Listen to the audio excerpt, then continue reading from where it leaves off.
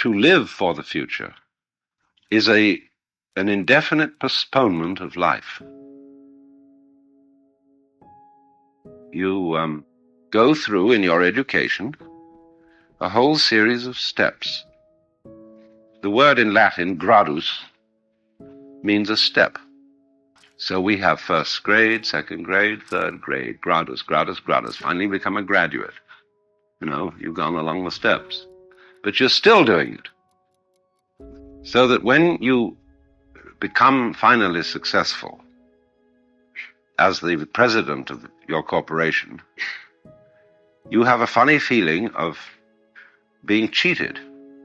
You've climbed the stairway and you've got to the top, and there's nowhere else to go. And since you've never been taught to live in the present, you don't know how to. So an insurance salesman comes around and says, listen, I've got the very thing for you, retirement program, because when you're 65, you'll drop out of the system. And then you'll really be able to enjoy yourself, see, despite your prostate trouble, menopause, false teeth, and everything else. And the art of living in the eternal now is not taught in our educational system. And it's not taught because it's thought of as being feckless, irresponsible. It isn't irresponsible at all. It is everybody's duty, I could put it that way, to enjoy themselves. Because if you don't do that, you become a nuisance. You become aggressive, you become a robber, you become a thief, you become somebody who's trying to organize the rest of the world, that is to say, a power maniac, simply because you haven't learned the very simple, inexpensive art of living in the present moment. It really doesn't take an awful lot of energy to maintain a human life. If you really consider what you need to eat, what you need to wear, how much housing you have to have, it comes down to something quite simple. And the simpler, the more you have the capacity to enjoy watching a raindrop crawl down a window. But if you watch a raindrop crawl down a window and you think, my, look at that, everybody says, you're crazy. What are you watching a raindrop fall down a window? Can't you find something more important to do? That means, can't you make more trouble than that? So the mentality that doesn't recognize the importance of watching a raindrop crawl down a window is the one that is creating the trouble in the world today. Say, you are of no value, you're not even human, unless you're changing things, unless you're interfering, unless you're progressing. We confuse growing with progressing. Unless something is happening, a great operation, a new project is going on, and you're busy with it, we say, well, you're lazy. You're good for nothing. Because you are not working for the future. But they say, if you're working for the future, you're quite mad. So they don't work for the future. Just like a Chinese coolie works long enough to make some money. Then he knocks off work and he goes to the gambling joint. And he gambles. Or he smokes opium. Or just generally wanders around and digs the scene. And we say, well, that's awful. That's irresponsible. You can't do that. That's not maintaining the world properly. What do you think? Maybe that is maintaining the world properly. Maybe it's we who think that everything should be progressing who are destroying the world. Of course we are. By our Protestant ethic, by our notion of keeping everything in charge, it's true. We have a great initial success. We destroy diseases. We keep people alive. But on the end is the H-bomb. To get rid of it all entirely. So these non-political people are saying to us, The trouble with you is you don't know what you want. You have a future which you're working for, but you're all wretch and no vomit.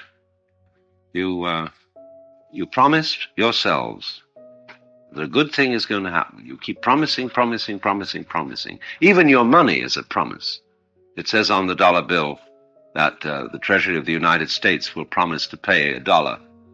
What are you going to get if you deliver this and say, come on now, I want whatever it is that this dollar is? And they just can give you credit. Because it's paper, it's all symbolism. So all these myriads of so-called primitive people, like Amerindians, Mexican Indians, Africans, don't communicate with us, and we don't communicate with them, because they don't want what we think is the desirable good society. Well, some of them do, of course. So in Japan, for example, the Japanese have been thoroughly conned into the idea that the Western way of life is a great thing. And so they are, by and large, frantic industrialists. And so, as a result, the cities of Nara, Osaka, Kobe are covered in smog. Tokyo is just a madhouse. They're getting it. So the whole point is, the future is an illusion. The basic ideas in Hindu cosmology, that in the course of time, you go through the series of yugas, or the epochs, and you begin with a great state of affairs, and it gradually deteriorates, is a way of saying to people, in the course of time, things only fall apart. Therefore, get out of time.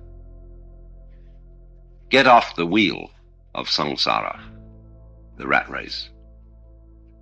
So this underlies my idea of what I call the politics of diversion. Divert Western man from history, from the notion that he is in a historical process which is leading to something always better and better and better, but which in fact only leads to more and more destruction. Divert people from time by living a style of life which is timeless and which is therefore more attractive than life devoted to time. That doesn't exclude our technological power. Part of the whole point of technology is that through technology, we have the power to obliterate poverty completely. But this must not be looked at in a historical way. While it is looked at in a historical way, it will not work. That is to say, the whole problem of money and the distribution of the wealth of the world as produced by technology is a psychological problem and not a material problem. People are hypnotized with money, which is the symbol of wealth, as if it was something that was valuable in its own right. That's the confusing money with gold. When Ramakrishna said that one of the evils of the world was gold, he was, I think, perhaps unconsciously quite correct. There's a story that once upon a time, all the banks in the world got tired of shipping gold from country to country.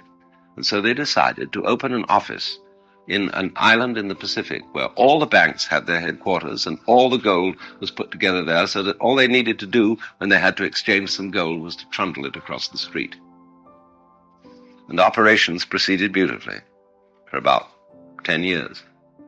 And then all the heads of the banks from the different countries came with their wives and their children to visit the island and have a great convention.